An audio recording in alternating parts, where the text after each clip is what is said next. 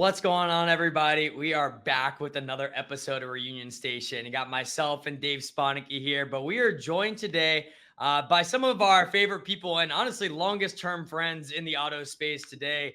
We go way back with these guys, and so it's a real pleasure to be working with them a lot more in this capacity today, and then actually have them as guests on Reunion Station. We've got both Andrew Street and Dave Lemon from DealerOMG. They're doing some really awesome stuff on the social media side, and I'm excited to dive into it today with you guys. Tickled pink to be here. Very happy to be sitting down with you, gentlemen. It's been years in the making. I'm happy to be here with you guys. Absolutely. It definitely has been. It's definitely been a good time. So we're excited about having you guys here. We're going to dive in, talk a little bit about social media, talk a little bit about other things that we've been working on. So with that being said, let's kick it off here, guys.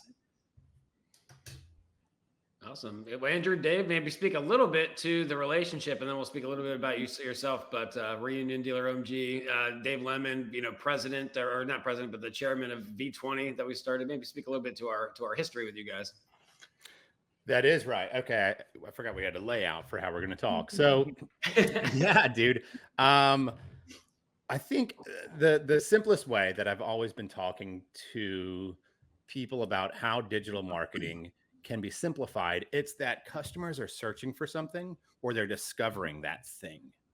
And when they're searching for that thing, they're going through search, through YouTube, through some channels to say, I'm looking for, in our case, I'm looking for a pre-owned Tundra. And that's search. And that's where, as dealerships, we can start arriving higher up in the rankings versus discovery, where somebody's on even like billboards or TV or print or now OTT and paid social, where people are spending a lot of their time. They're there not to find where they're going to buy a vehicle, but they're there to see what their friends are up to, get a little dopamine. But it's up to the advertiser to say, this person's probably a good fit based on what they're driving, where they live, their household income. Let's start to cater to this community and go through their news feed and see if we can stop their thumb.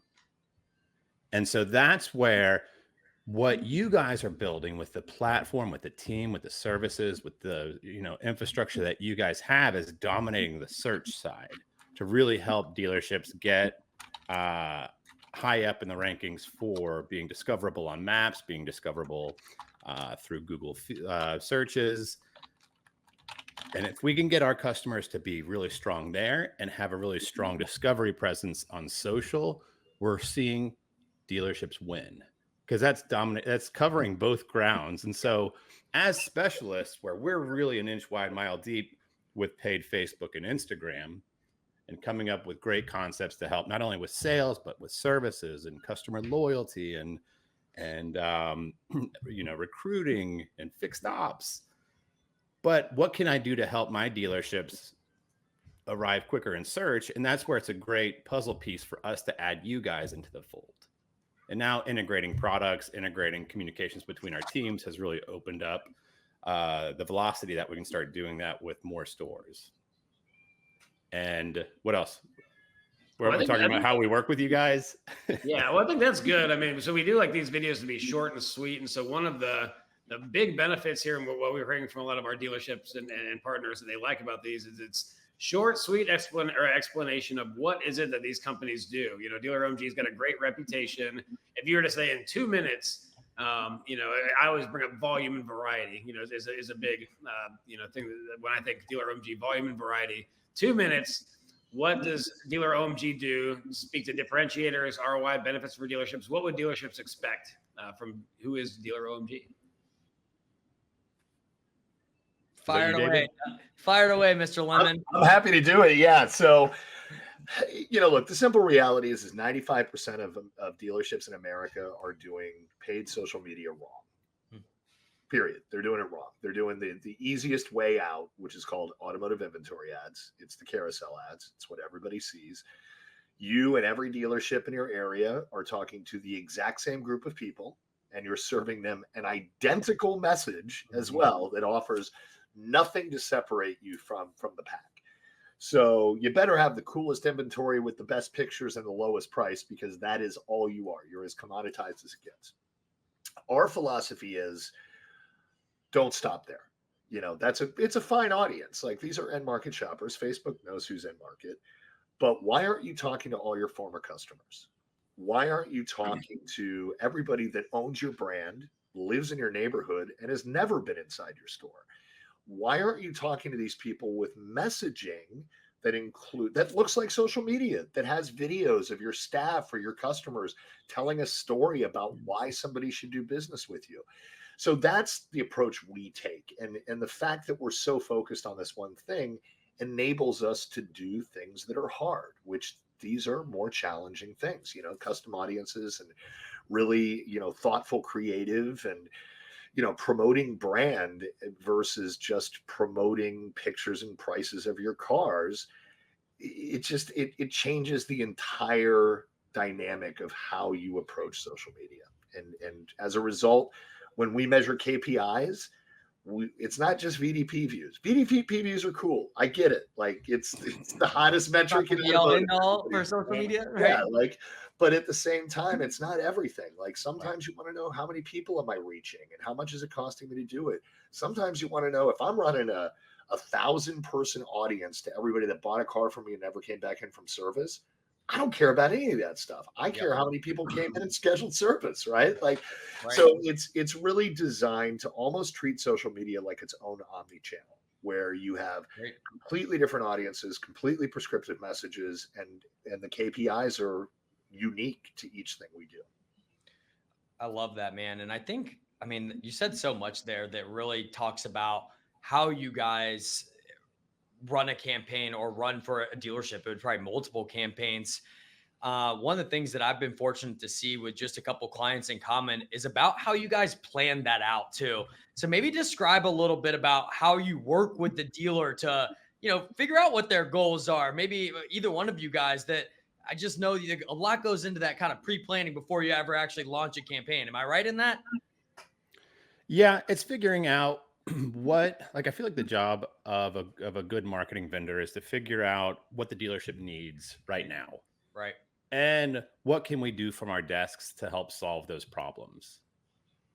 And what metrics really matter to the dealership and the principal, and what can we do to help the marketing directors look good? And what can we do to help not flow just traffic to VDPs, but what can we do if we're seeing our average Nissan dealership has customer loyalty, people come in retention of 55%, let's say, and your dealership's at 45% from sales into service. Here's what we know that can impact that. We're going to go after all of your customers who've purchased, who are not doing services with you, who still live there. And we're going to get them into the service department. We're going to try to give them offers to where we're measuring the ROs, convert, and all the sciencey stuff. But then when we're having a conversation with the store, it's been 90 days. We were at 45% retention rate. Now, where are we? We're at 52%. Okay, it seems like it's moving the needle. I'm seeing people schedule. Should we add budget? Let's keep it the same. Cool. Let's try to grow that retention rate. And I saw that we were really focused on rogues the last couple months. Now I saw you guys sold 27 last month. Great. But you're kind of short on those right now. What if we did a rogue buyback campaign to everybody who's driving a rogue that's over 3 years old? Wow. Does that sound smart? You know, where we're able to adjust to a strategy based on what the dealership has versus, hey, what are your incentives? We had a $2.12 click. It's up a little bit. It sucks. Yeah, we'll try to get it lower. And it's kind of like, you know, it's totally a maligned conversation where the dealer doesn't want to be on it, and somebody on our, you know, it's like, it's not a conversation that's helping bring things to the table that the dealership. Well, and it's a shared ideology that we have with you guys in how our client services team operates. You know, I learned a long time ago that every dealer out there knows how to read. So what I don't need to do is pop up a screen share of his report and just read it out loud to him once a month. That doesn't help anybody. Dealers don't have time for it. It doesn't advance what we do. So when we do our monthly calls, just like you guys, it's a conversation. Talk to me about what's happening, what's working, what's not, how can we change? You know, and having a fundamental understanding of what happens inside of a dealership, which you guys are built on from day one as a company, let alone, how you manage your dealers now. So having that really true understanding of dealership world and retail so that we can have conversations beyond click-through rates and cost per clicks and things that they don't care about anyways. Yeah. Well, I mean, I think, well, one, I can probably give your presentation now after Andrew and I went on that tour of the Northeast, the best in SEO, best in social tour. And I mean, what I love about you guys is, similar to our SEO approach, I guess, it's not just new cars or used cars, but we're talking about everything across the dealership, fixed ops, talking about customers who bought, who have not gotten the service, talking about recruiting. I mean, really everything that a dealership cares about is part of the marketing plan, which is, I think one of the fun parts. And I think why we're collaborating so much. So maybe speak a little bit, because we've done a lot more collaborating with you than we have even in the past, as our companies continue to really, focus in on dealers and give that volume and variety play. Maybe Dave, speak a little bit about V20 and some of those collaborations. Yeah. Andrew, maybe if you want to share any insights gained during our tour of the Northeast, I'd love to hear some of that.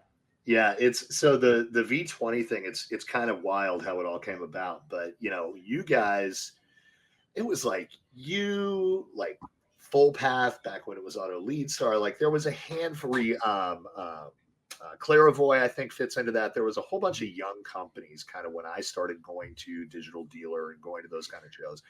And all of us became friends at that time. We were all kind of new. We were all kind of learning the ropes of vendor world and have grown together within the industry over the years. And Dave, you and I particularly have had this conversation for years now about, dealing with other vendors and other partners and the opportunity to not butt heads with each other, but to embrace each other and learn best practices and, reinforce with each other what's working, what's not, how we can all be better. And, then apparently you rode a roller coaster with some other friends of ours. and where all good business ideas happen, right? Right. Like go on a roller coaster one ride. of one, I think, actually.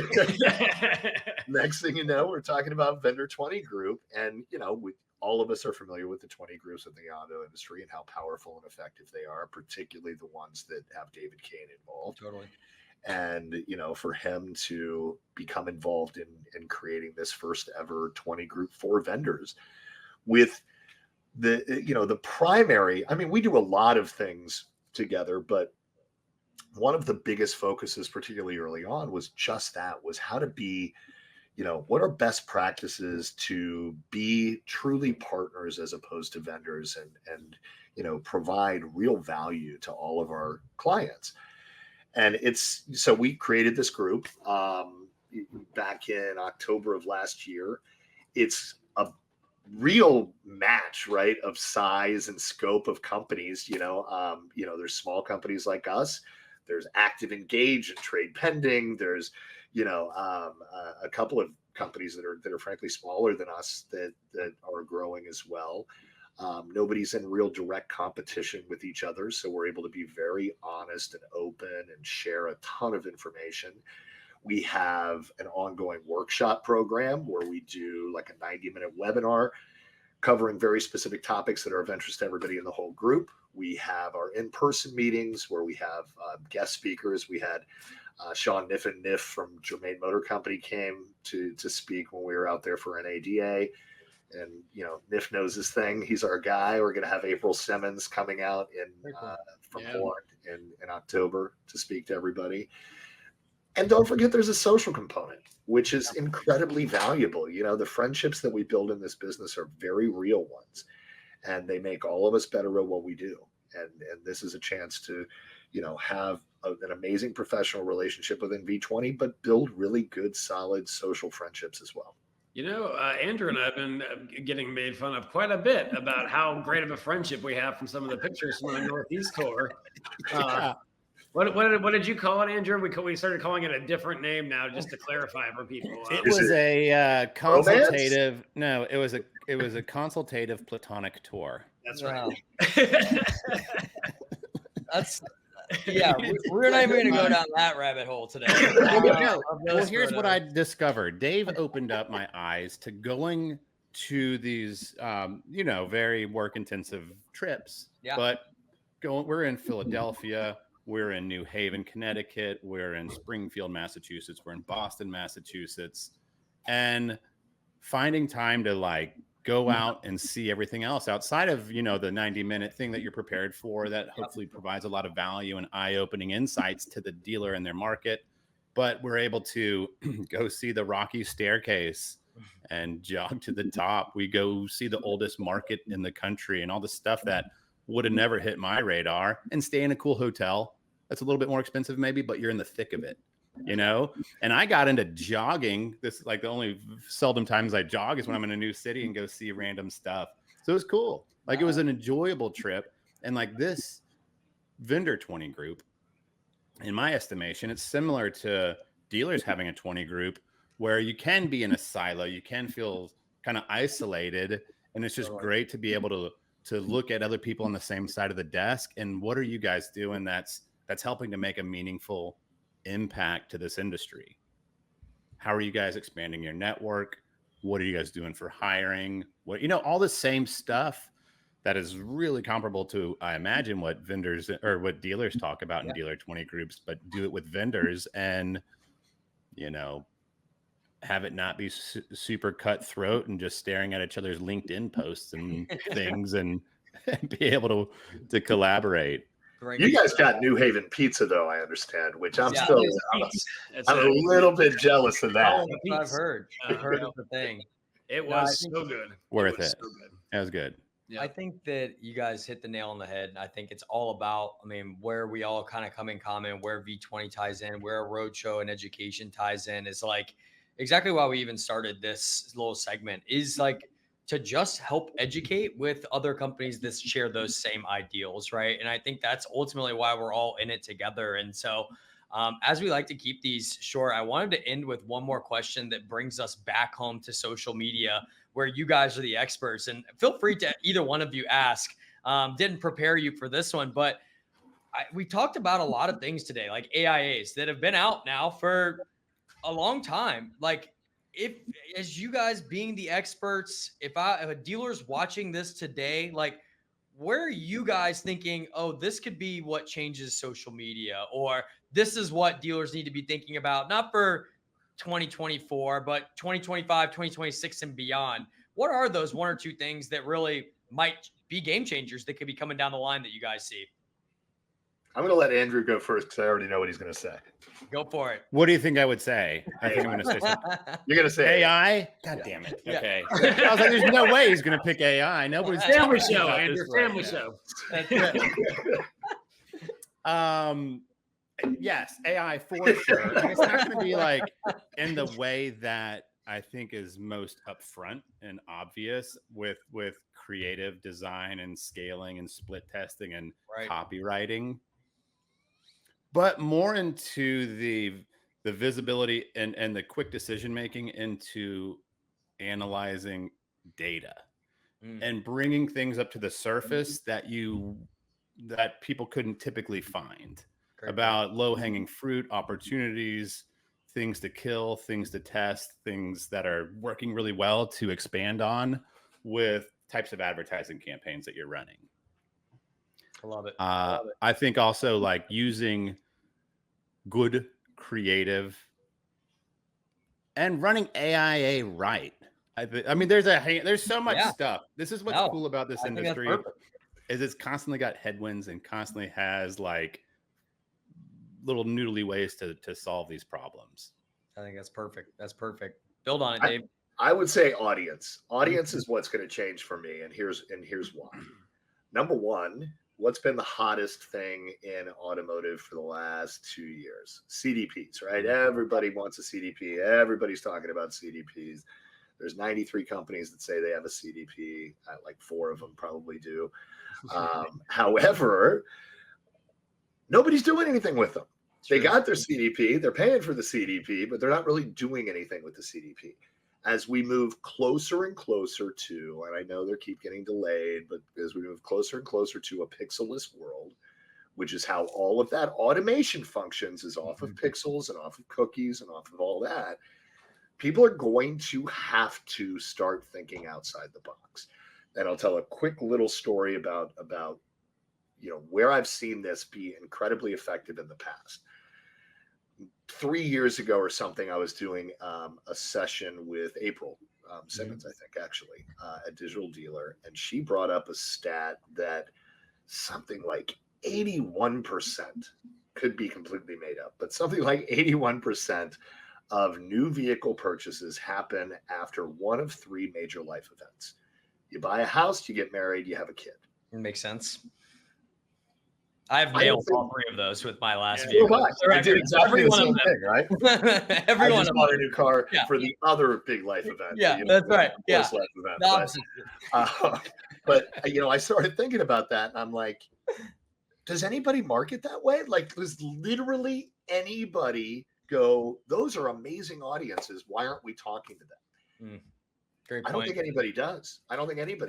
And so this data, right? Like, you have this data point that this should be really successful. And then everybody goes, yeah, that would be cool. So I think you're going to see that execution happen a lot more. People have their data now in their CDPs. They have ownership of it. And you're going to have to start seeing them in the next 2 to 3 years using it way more heavily. Absolutely. We're expecting you guys to be the first with those ads. I mean, because you guys are the first to a lot of things in social. So yeah, I guess. If anybody wants to reach out and learn more about DealerOMG, how do they get a hold of you? Who do they reach out to? We got a chat feature on our website that people actually respond to, or you can reach out Andrew at DealerOMG or Dave at DealerOMG. Or Matt at DealerOMG. We actually have a sales team now. So we have Matt Harris, who is he's amazing. He was a teacher, he was a principal, nice. And he has decided to make some big life changes and get into automotive digital, despite all my warnings. So it's we're really looking to really start turning on some growth with Matt as well. But yeah, Andrew, myself, Matt, any of us, hit us up on LinkedIn. I don't post there, but I do check my messages. As Andrew said, we actually do answer the chat. It's usually him or me that's answering it. I don't know how we even do it, but yeah. Well, guys, we appreciate the heck out of you. I mean, you guys are true partners. I mean, do a great job, and certainly likewise all the work you guys do. So thanks for being on with us and sharing a little bit more about yourself. Appreciate you guys. A lot of fun today. Yeah, a lot of fun. Appreciate it, guys. All right, see you.